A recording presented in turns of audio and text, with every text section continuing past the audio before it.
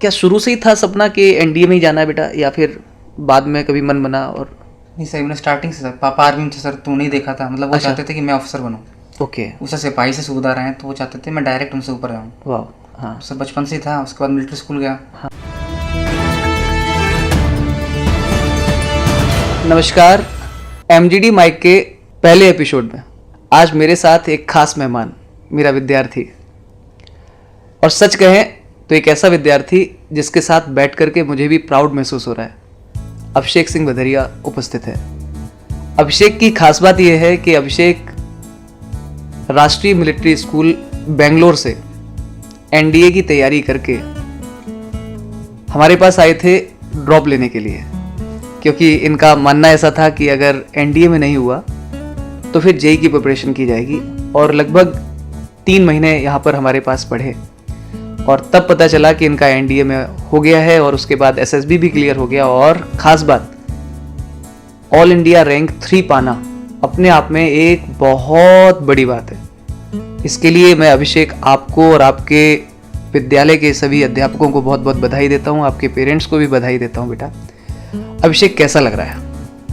ऐसा लग रहा है जैसे पहले कभी इमेजिन नहीं किया था। हाँ, कभी नहीं इमेजिन नहीं किया था कि इतनी अच्छी रैंक आ सकती है मेरी। हाँ। अच्छा अभिषेक, हम लोग इस ड्यूरेशन में जब मिले तो कई बार आप श्योर नहीं थे कि सर पता नहीं फाइनल लिस्ट में नाम आएगा कि नहीं आएगा, तो ऐसा क्या डर लग रहा था कि पता नहीं हो पाएगा? सर आई थिंक थोड़ी श्योरिटी थी, पर ऐसा मैं कुछ उससे पहले कहना नहीं चाह रहा था। अच्छा। कि आई थिंक जब हो तभी ठीक है, मतलब खुद से बोलना नहीं चाह रहा था मैं। हाँ अभिषेक, हम ये चाहते हैं कि एक्चुअली जो विद्यार्थी हमें देख रहे हैं, बहुत से विद्यार्थी सपना देखते हैं एनडीए में जाने का और तैयारी भी करते हैं। बहुत सारी दिक्कतों के बाद में कुछ का होता है, कुछ का नहीं होता है। जिनका होता है तो फिर एसएसबी नहीं होता। आपका एक कौन सा अटेम्प्ट था जिसमें आपने एसएसबी क्वालिफाई किया? सर मेरा सेकंड अटेम्प्ट था। इससे पहले एसएसबी आपने कब दिया था? मैंने दिसंबर में दिया था, उसमें क्वालिफाई नहीं कर पाया। अच्छा, दिसंबर में क्वालिफाई नहीं हुआ था। नहीं सर। किस राउंड तक पहुंचे थे, किस दिन तक? लास्ट। अच्छा, लास्ट डे तक पहुंचे थे। लेकिन लास्ट डे तक भी सरवाइव करना बड़ी बात है यार, पहली बार में। बहुत बड़ी बात है ना? हाँ। तो कोई ऐसा बहुत सारी चीज़ें अभी हम आपसे पूछेंगे। कोई ऐसा इंसिडेंट आपको याद आता हो, थोड़ा सा एक जो कुछ अलग सीख दे गया हो, जो एकदम से आई ओपनर रहा हो कि अरे यार अच्छा ये कुछ ऐसा कुछ एक इंसिडेंट आप शेयर करना चाहो? तो यहाँ का ही पहले का? मैं चाहूँगा कि आपके एसएसबी की ड्यूरेशन का कोई एक। Sir I think first incident ये, जैसे कि मैंने, मेरे कुछ दोस्त थे। हाँ। पहले दिन मैं उनसे मिला तो मुझे लगा कि शायद वो बंदे थोड़े मतलब इंट्रोवर्ट टाइप के हैं। अच्छा। मुझे लगा कि वो बंदे शायद जीडी ग्रुप डिस्कशन में उतना अच्छा परफॉर्म नहीं कर पाएंगे। अच्छा। जब जीडी स्टार्ट हुई तो वो मुझसे अच्छा बोल रहे थे। हाँ।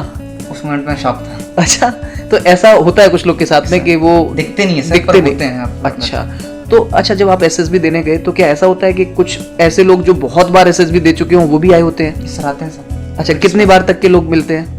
सर आपको max to max 4-5 time repeater मिल सकते हैं। अच्छा, मिल सकते हैं। इससे अच्छा, तो वहाँ पर जब आप जाते हो, अच्छा इंग्लिश और हिंदी में क्या ऐसा है कि इंग्लिश ही आनी चाहिए तभी वहाँ अच्छा कर पाएंगे? सर एक्चुअली डिपेंड करता है सर, जैसे अगर आपका बैकग्राउंड रूरल है हाँ। तो फिर वो आपसे इंग्लिश की इतनी एक्सपेक्टेशन नहीं रखते हैं। ओके। मतलब वो इंग्लिश में बात करेंगे, पर अगर आप रिप्लाई नहीं कर पा रहे हो हाँ। तो आप हिंदी में आ सकते हो, वापस इंग्लिश पाना पड़ेगा। वाह। और अगर आपका बैकग्राउंड अच्छा खासा है हाँ। तो उनकी उम्मीद होती है कि आप इंग्लिश में ही बोलो। हाँ सही बात है, जब आप पढ़ के आए हो तो कम से कम वो चीज़ आपने पढ़ी क्या है वो दिखनी चाहिए। ठीक है, तो कोई टॉपिक आपको क्या मिला था? जैसे कुछ एक टॉपिक्स होते हैं ना, इन पर लिखना भी होता है, कई बार बोलना होता है, ऐसा। तो कोई टॉपिक? हमारे साथ जीडी का पहला टॉपिक था कि इंडिया में मेनली अभी क्या प्रॉब्लम चल रही है। फर्स्ट था वुमेन सप्रेशन। हाँ। Second child labour. हाँ। Third was caste system. Okay. Okay, ठीक है। अच्छा, जैसे जैसे आप आगे बढ़े फिर आपका फिजिकल हुआ होगा, है ना? तो कुछ ऐसा जो आपकी उम्मीदों के हिसाब से अच्छा नहीं हुआ या बहुत अच्छा हुआ? मेरी उम्मीदों के हिसाब से पीजीटी बहुत अच्छी हो गई थी।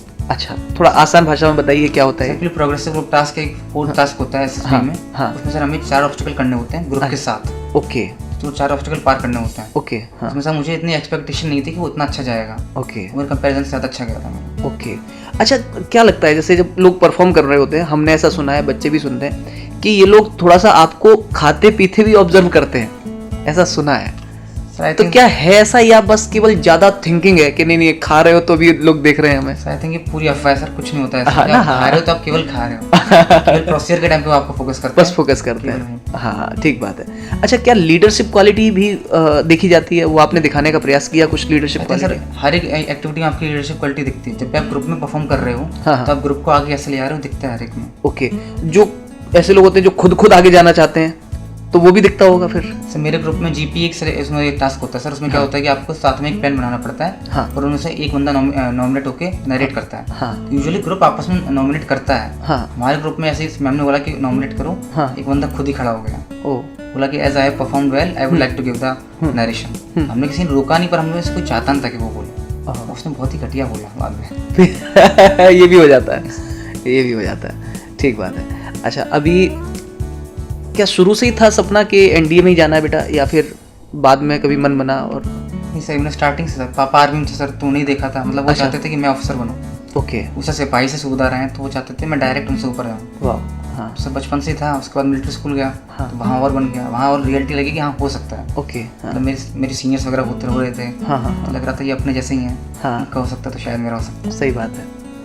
अच्छा, ये पेपर दे दिया आपने, सब चीज़ें, फिर ड्रॉप लेकर के आईआईटी जेईई की तैयारी करना है, ये ख्याल कैसे आया? एक्चुअली सर मैंने लास्ट टाइम से जैसे मैंने पूरा फोकस अपना एनडीए पे दिया था, उसके बाद एसएसबी पे। जेईई तो सर दिमाग में कभी था ही नहीं। तो सर मैंने मतलब इसके बाद मुझे कॉलेज कुछ खास मिला नहीं, मतलब मैंने जेईई दिया, उसमें मेरे 87% आए। ठीक बात। तो जनरल हूँ मैं, तो कॉलेज कुछ ढंग का मिल नहीं रहा था। तो आई थॉट कि एनडीए तो मेरा रिटर्न तो हो ही रहा है, ये भी देता रहूँगा, पर इसके भरोसे बैठ नहीं सकता। ओके, एसएसबी होना, वो बैठ नहीं सकते। सेफ ऑप्शन मुझे जेईई ज़्यादा लगा। बिल्कुल ठीक है। लेकिन एक बात है, ये तो हम बताना चाहेंगे, और शायद आपको भी ध्यान हो कि मैंने पढ़ाते समय भी आपको बोला तो है कि यार आपका जेईई निकलेगा। सर आपने बोला था, आपने पढ़ाते समय बोला, पढ़ाने के बाद ही बोला है। हाँ, और मैंने तब ये बोला था जब आपकी रैंक मुझे नहीं पता थी, और इनफैक्ट आपको भी नहीं पता था कि आपका रैंक आएगा, और ये रैंक तो बहुत बाद में आया। और मैं ये बता सकता हूँ कि अगर आपने जेईई दिया होता तो बड़ी बात नहीं है कि अगर आपने 100 रैंक निकाल करके और ऐसे ही कुछ आप बैठे होते, बट कोई बात नहीं, देश की सेवा आप अलग रूप में करने वाले हो, डायरेक्ट वे में जाने वाले हो, और जेईई की तरह आप थोड़ा सा इनडायरेक्ट वे में जाते। लेकिन आई एम वेरी हैप्पी बेटा। अब मेरा अगला प्रश्न ये है अभिषेक, जैसे आप यहाँ पढ़ रहे थे आप, तो कुछ एक एक्सपीरियंस, कुछ एक बात, कुछ एक ऐसी आई ओपनर चीज़ या कोई इंसिडेंट आप शेयर करना चाहो? आई थिंक सर आपके पढ़ाने का तरीका काफ़ी अलग लगा। ओके, मैंने उससे पहले मैं एनडीए 2 बार क्लियर कर चुका था मैं। पर मुझे काफ़ी ऐसे ऑड इवन फंक्शन है। तो मैंने पढ़ा था, पर मेरे दिमाग में ऐसे कॉन्सेप्ट क्लियर नहीं था। थोड़ा रटा रहा था, रटने से मतलब मेरे आंसर तो हो ही रहे थे ऑब्वियसली। यहाँ पे उतना डिटेल मुझे पता चला, मैंने पहले फोकस नहीं किया था उस पर ऑब्वियसली। ओके, ठीक बात है। तो ऐसे कई सारी चीज़ें आपने, और कोई और इंसिडेंट, कुछ ऐसा जो अभी तक कभी किसी को बताया नहीं हो और आप चाहोगे बता सको? कोचिंग का? हाँ, कोचिंग का। शायद सर बेस्ट से पढ़ाने का तरीके लगा मुझे, ऐसा थोड़ा सर जॉली माहौल रहता था। ओके, क्लास में आओ तो जैसे कि बाकी टीचर्स भी जॉली माहौल, मतलब पढ़ाई में मन लग जाता था। मन लग जाता था। नहीं, आप तो बिल्कुल पढ़ने में तो आप अच्छे रहते। अभिषेक, कोई ऐसी बात जो आपको लगता हो कि आपने अभी तक अपने पेरेंट्स से नहीं बोली है और आप बोलना चाहो इस माध्यम से, तो वो आप एक बात बोलिए। आई थिंक सर घर पे मेरी काफ़ी ऐसी मम्मी पापा से कई बातों पर लड़ाई हो जाती है। उन्हें ऐसा लगता है कि मैं उनकी मतलब रिस्पेक्ट नहीं कर रहा है, उनकी बातों को सुन नहीं रहा हूँ। मैं बातें सुनता हूँ पर लड़ाई हो जाती है। ऐसा नहीं है। समझ रहा हूँ, बिल्कुल सही है। तो मतलब ये आप मानते हो कि ये स्पॉन्टेनियस कोई आपका रिएक्शन ऐसा आता होगा जिससे में ऐसा लगता है कि कोई बात हो गई, बट आप उनकी बात को सुनते भी हो, समझते भी हो, और आज कहीं ना कहीं आपका सिलेक्शन हुआ है तो उसके लिए आपने कहा भी है कि आपने पापा की एक बात को पूरा करने के लिए मन में ये बात बनाई कि ऐसा करना है। मुझे क्या पता होता है गलती मेरी है, तब भी इसमें लड़ाई हो गई। अब तो सोचता हूँ हो ही गई। नहीं, बिल्कुल सही है। सो स्वीट ऑफ यू बेटा, ये आपने बात बोली, ये भी बड़ी बात है। अच्छा, आपके कई अध्यापक रहे होंगे, तो मैं चाहूँगा कि आप अपने विद्यालय के किसी अध्यापक, क्योंकि यार मैं अभी लगभग 20 वर्षों बाद मैं अपने विद्यालय गया था, मैं वहाँ जाकर के जब मैं अपने टीचर्स से मिला तो मैं देखता हूँ यार, ये वो टीचर्स होते हैं ना यार जो आपसे बहुत लगाव रखते हैं। तो ऐसे आपकी लाइफ में भी होंगे टीचर्स, तो कुछ एक टीचर्स का अगर आप नाम लेना चाहो और कुछ कहना चाहो आप। सर बहुत सारे टीचर हैं जिनमें से अगर मैं किसी एक का नाम लूँगा तो सरिता मैम थे सर। हाँ, सरिता मैम सर, उन्होंने मतलब इंग्लिश पढ़ाती थी मैं 9th में। हाँ, उन्होंने मतलब एसटी टाइम पे मेरी काफ़ी हेल्प की, जैसे कि चीज़ होती है एसटी सेल्फ डिस्क्रिप्शन। हाँ, उसमें मैम से काफ़ी हेल्प की, मतलब कुछ भी गाइड पढ़ना हो तो मैम कर देती थी। इस रिस्पेक्ट वो मुझे पढ़ाती नहीं स्टिल, कोई भी हेल्प मैम कर देती थी। और हमसे जैसे रेजिडेंशियल स्कूल में रहते थे, सारे टीचर्स हमारे आसपास ही रहते थे, तो मतलब वो पूरा परिवार वाला माहौल था। ओके, कुछ भी कुछ प्रॉब्लम हो रही है आपको तो आप उनके घर पे चले जाओ, पूछ लो। वाह, बहुत बढ़िया। हम भी रेजिडेंशियल स्कूल में रहे और ये माहौल तो बहुत प्यारा होता है। बहुत बढ़िया बेटा। अच्छा, अभी कोई आप ऐसी बात जो आपके जूनियर्स हैं जो अभी सपना देख रहे हैं एनडीए में जाएं और वो ये सोच रहे हैं कि भाई उनका हो जाए, आप सब्जेक्ट्स को किस प्रायोरिटी पर देखोगे उनको प्रिपरेशन कराने के लिए?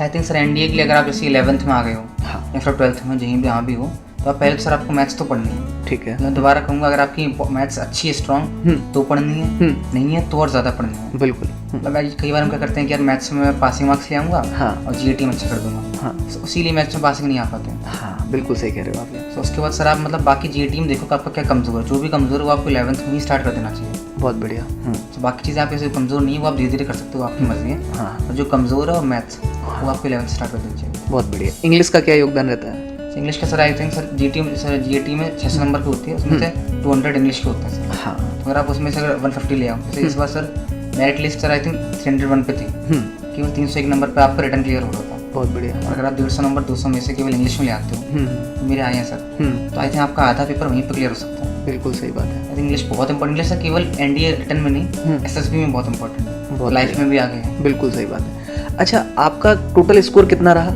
मेरा टोटल स्कोर सर रिटर्न में सर 519 था। ओके, बहुत बढ़िया स्कोर था, शाबाश। ठीक है। अच्छा, अब क्या लगता है ये स्कोर, और फिर जब आप इंटरव्यू के लिए जाते हो तो इस स्कोर का इंपॉर्टेंस रहता है क्या मेरिट में या फिर नहीं होता है? इसका सर इंटरव्यू में कोई इंपॉर्टेंस नहीं होती। जैसे इंटरव्यू में हम गए हैं तो उन्हें हमारे मार्क्स नहीं पता, खुद को हमारे मार्क्स नहीं पता। ओके, उन्हें कोई फर्क नहीं पड़ता हमारे कितने मार्क्स हैं। ओके सर लास्ट टाइम मेरे 517 थे, लगभग 2 मार्क्स कम। हाँ, मैं रिजेक्टेड हूँ लास्ट टाइम का। मतलब इसका मतलब ये है कि एक बच्चा जिसके नंबर 310 भी आए और आपके 517 भी आए तो एक तरह से बात बराबर है। बराबर सर। शिवा से 310 वाले एकेडमी में मैं भी पॉडकास्ट दे रहा हूँ। सही बात है, सही बात है। तो कहने का मतलब फर्क केवल है फिर वहाँ एसएसबी, मतलब केवल एसएसबी, जैसे केवल एसएसबी, दोनों पार्ट से केवल सेपरेट है, बिल्कुल सेपरेट। मतलब पहले को बस कट ऑफ निकालना है एंड देन दूसरे वाले में अच्छा परफॉर्म करना है, राइट? पहले के मार्क्स मैटर करेंगे जब आपकी फाइनल मेरिट में होगी। हाँ, तो उसमें कितना इंपॉर्टेंस रहता है? जैसे किसी के इस बार 628 बंदे रिकमेंड हुए हैं, हाँ, तो लिस्ट में 628 के नाम आए हैं, हाँ, और वैकेंसीज केवल 395 है। ओके, जिनमें से कुछ बंदे मेडिकल आउट होंगे। ओके, उसके बाद जो कुछ ऐसे मेडिकल आउट आप मान लो मैक्स टू मैक्स 80 हो गए, 100 हो गए, हाँ, बाकी 528 क्या करेंगे? हाँ, उनमें से तब आपके दोनों मार्क्स के मतलब मेरिट, दोनों मार्क्स सर 900 में से होते हैं। ओके, तब आपके मार्क्स के वेटेज होगी, तब मार्क्स के हिसाब से उस समय आपको है ना। हाँ, बिल्कुल ठीक बात है, बहुत बढ़िया। देखो बेटा, किसी भी लेवल पर ऑल इंडिया रैंक 3 तक पहुंचना अपने आप में बहुत बड़ी बात है, मतलब बहुत ज़्यादा बड़ी बात है। तो अभी पेरेंट्स का क्या रुख है, कैसा महसूस कर रहे हैं? पापा कैसा महसूस कर रहे हैं? पापा का एक्चुअली वो यूनिट में भी हैं, हाँ, सारे यूनिट के सीईओ, सारे ऑफिसर्स, हाँ, सारे उन्हें उसका नंबर निकाल के उन्हें कांटेक्ट कर रहे हैं। वाह, कहीं ना कहीं से नंबर, यूट्यूब में वीडियो देखा, कहीं ना कहीं से नंबर निकाला, उनसे बात हुई। वाह, मतलब इस समय पापा मतलब फील हो रहा होगा कि उन्होंने कुछ तो अच्छा कर लिया, मतलब कुछ तो हो गया, बहुत ज़्यादा फील हो रहा है उन्हें। वाह यार, वाह, ये सबसे अच्छी फीलिंग होती है कि जब पेरेंट्स के सीनियर्स जो होते हैं ना, जॉब में जो लोग होते हैं, वो जाकर के अप्रोच करते हैं कि भाई कैसे कराया आपने, क्या कराया, क्या हम करें, या बधाइयाँ देना है। बहुत बढ़िया अभिषेक, और I am very happy, I am blessed to have you. और खूब सारी तरक्की करो यार, खूब जीवन में आगे बढ़ो, देश की सेवा करो, और कभी भी ज़रूरत पड़ेगी तो आपके देव सर आपके लिए हमेशा है। Thank you very much sir, God bless you बेटा, थैंक यू।